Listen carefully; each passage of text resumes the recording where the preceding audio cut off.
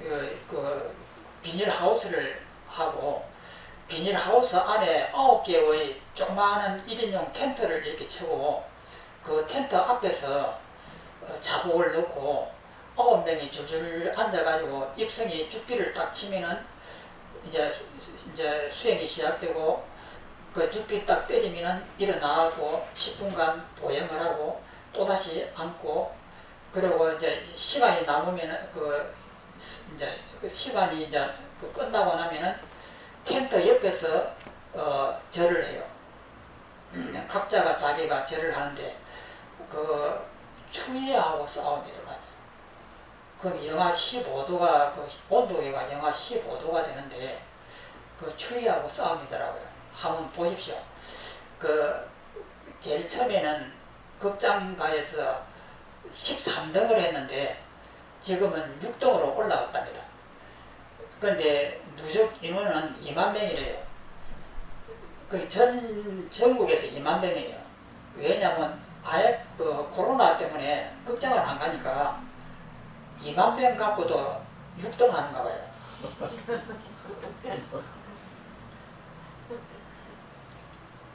또 밑에 한번 보겠습니다. 3번 생선과 계멸이 함께 존재한다면 어떻게 생선과 계멸이 존재하겠는가? 이 말은 뭐냐면 태어남과 죽음이 동시에 있다면 이 말이에요. 죽음과 태어남이 동시에 있을 수는 없는 일이죠.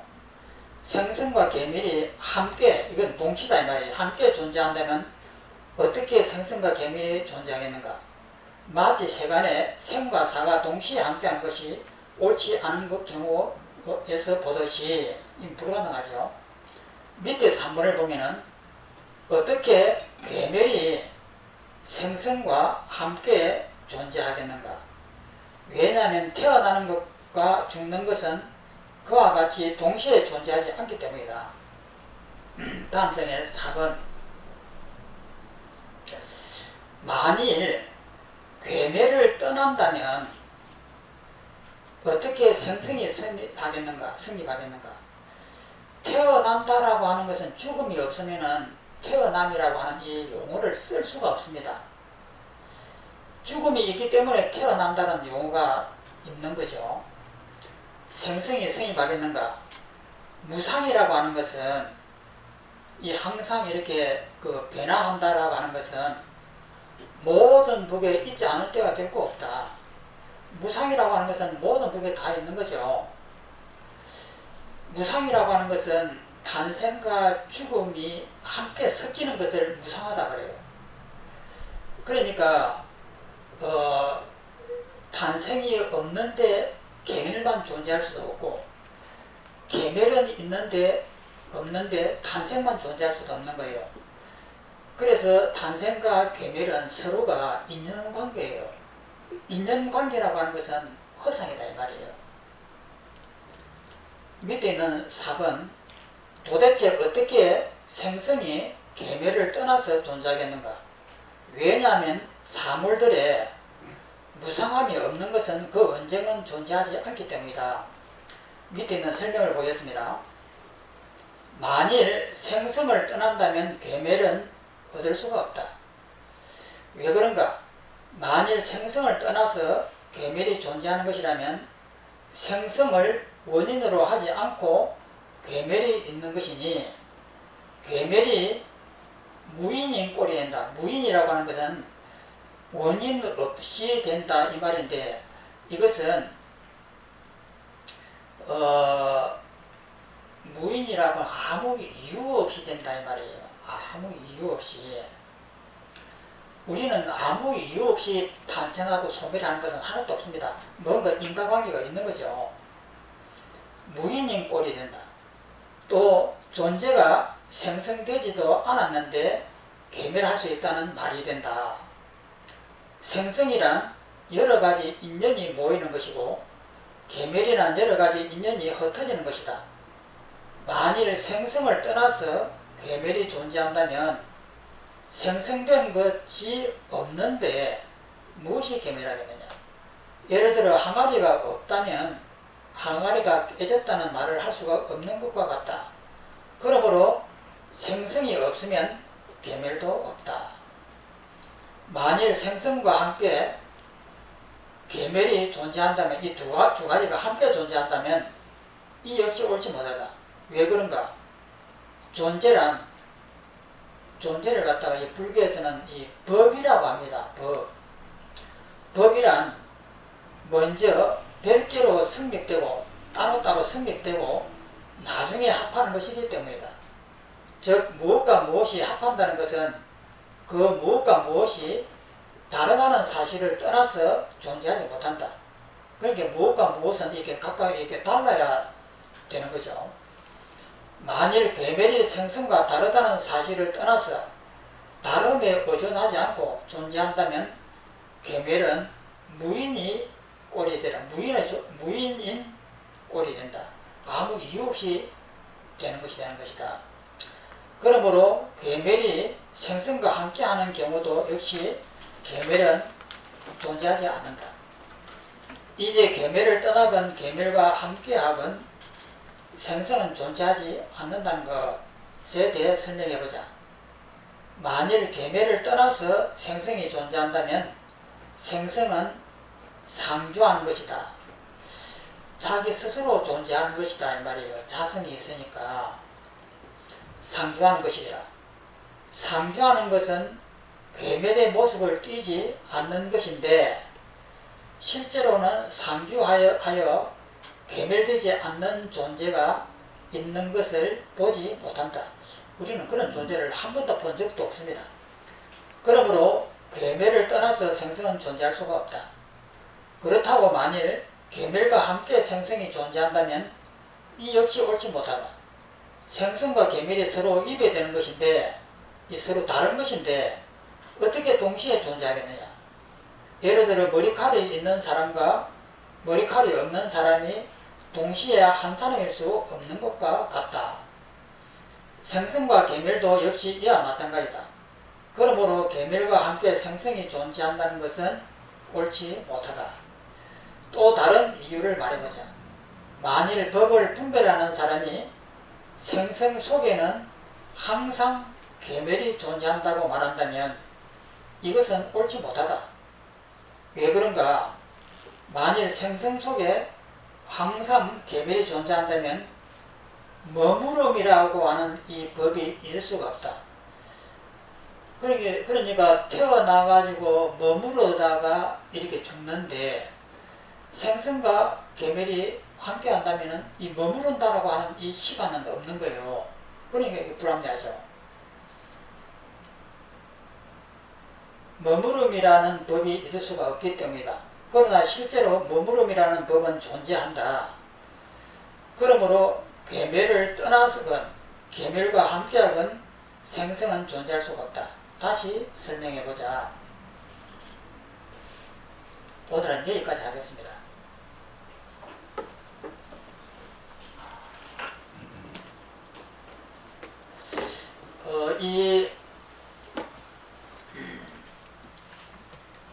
이 중론 속에 이 앞에 있는 부분들을 많이 보십시오.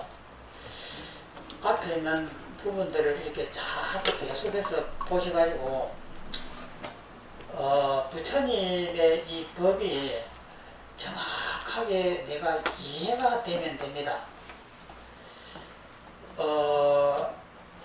우리는 이때까지 깨달음이라고 하는 것이 막연했습니다. 깨달음이라고 하는 것이 뭘까? 큰 스님들 말씀하는 거 보면 굉장히 신비로워 보이고 또 수행자들의 말씀을 들어보면 너무 오묘불가사리하고 전생을 봤다고 하는 분도 있고 유체가 이탈돼 가지고 어떻게 했다는 분도 있고 저 바깥에 있는 세상 벽 너머에 있는 사람이 무슨 말을 하는지도 보이기도 하고 뭐 이런 것들. 그리고 고요한 산매에 들어가고 그 편안하고 지복한 상태에서 뭐 있다는 이런 말씀들을 많이 들으면은 깨달음이라고 하는 것이 환상에 젖어들어요. 과연 깨달음이라고 하는 것이 뭘까? 그런데 그것을 가장 잘 설명해 주는 것이 이 중론입니다. 다른 책에는 막연하게 이렇게 설명되어 있어도 중론도 잘 못 보면은 무슨 말인지를 몰라가지고 이것도 정리가 안 돼요. 너무나 좀 이상한 표현들이 많기 때문에. 그래서 이것을 정확하게만 본다고 하면은 이 세상이 허상이라고 하는 이것을 정확하게 아는 것이에요. 확인하는 것이에요. 그렇게 확인하는 것이지 뭐 신비로운 것이 하나도 없습니다. 이것이 허상이라고 하는 것을 정확하게만 알면은 나는 거기에 안 묶여요. 아무리 마음속에 번뇌가 일어나고 공포가 일어나고 죽음의 두려움이 막 눈앞에 있어도 내가 환영을 일으키고 거기에 집착을 하기 때문에 두려움이 일어나요. 그런데 거기에 집착을 안 하면은 나는 고요한 거예요.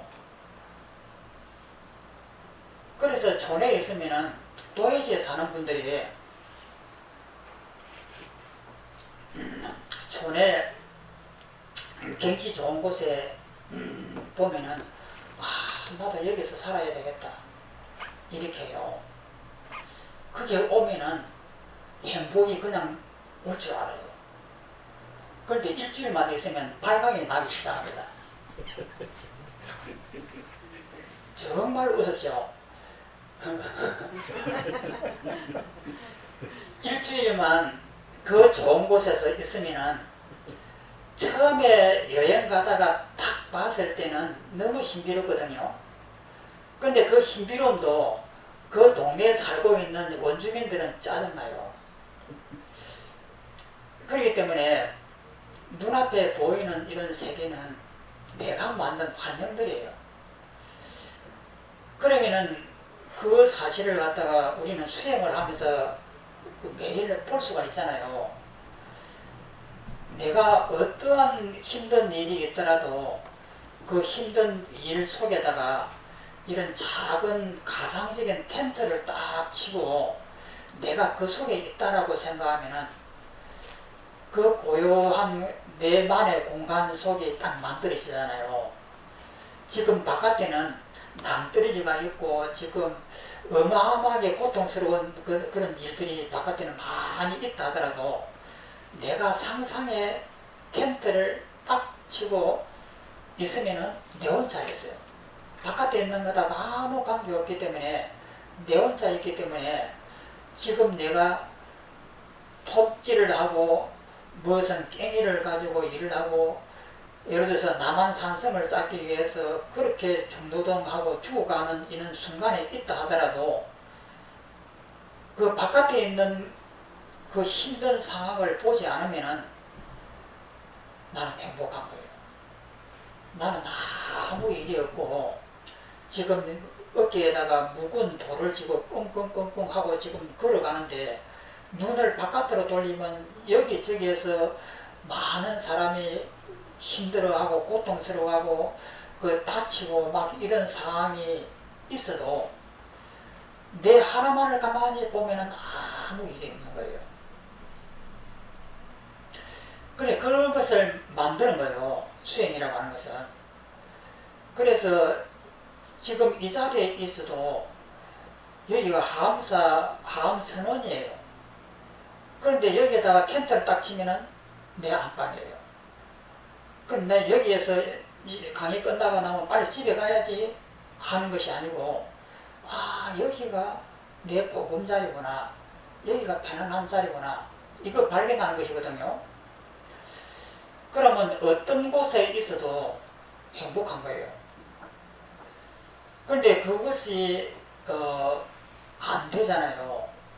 바깥에 눈에 팔려가지고 바깥 그 현상에 끄달려 가니까 항상 불안하고 현재 있는 이 자리가 불편스러운 거예요. 그러니까 질산 경치 좋은 곳에 가서 선명하게 탁 보이는 곳에서 내 혼자서 탁 좋은 별장을 지어갖고 있으면 행복할 것이다. 이런 이제 착각을 하는 거죠. 그런데 막상 그 별장에다가 딱 앉으면 일주일도 되기 전에 나는 서울로 가야 돼. 왜 나를 여기에다 묶었어?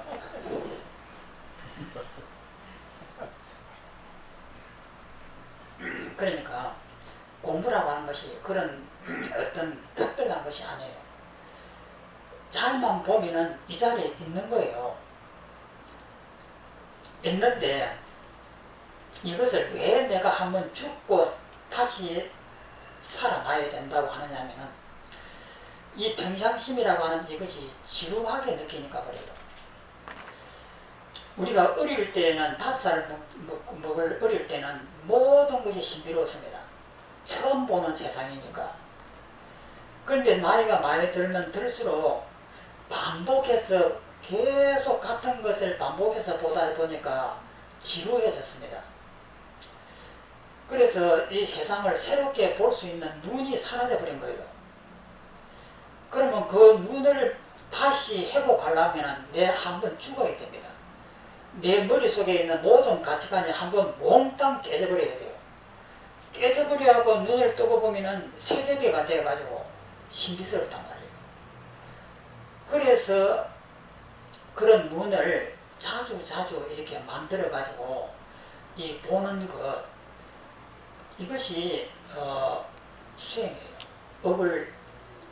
업을 완전히 한번 싹 정화시켜가지고 한번 보고 또 지루해지고 또 한번 싹 정화시켜하고 또 한번 보고 이렇게 보다 보면은 이치는 이제 명확한데 그런 이제 이 만족스럽고 새롭게 볼 수 있는 눈이 잘 안 생기니까 한 번씩 그렇게 뒤집어 놓고 보면은 다시 되돌아와요.